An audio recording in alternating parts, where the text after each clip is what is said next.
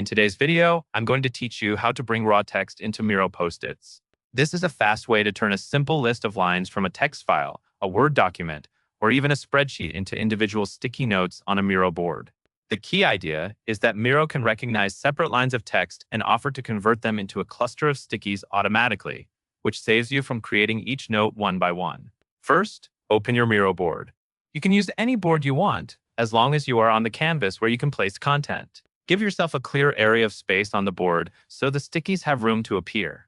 If your board is crowded, zoom out slightly or pan to an empty section before you paste anything.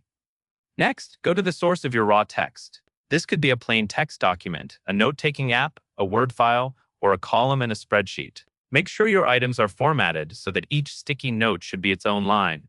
For example, each idea or task should be separated by a line break. Then copy the text to your clipboard. Now return to Miro and paste directly onto the board. On Windows, use Ctrl+V. On Mac, use CMD+V. Paste right onto the canvas, not into a text box. After you paste, Miro will typically prompt you with an option to convert what you pasted into sticky notes. When that prompt appears, choose the option that turns the text into stickies, and Miro will generate a cluster of individual notes from your lines. To make this even smoother, you can also click on stickies in the Miro toolbar. This helps you confirm you are in the right mindset for placing sticky notes on the board, and it can make it easier to continue working with stickies right after the conversion, such as moving them into groups or arranging them into columns. One quick tip is to keep your text clean before pasting.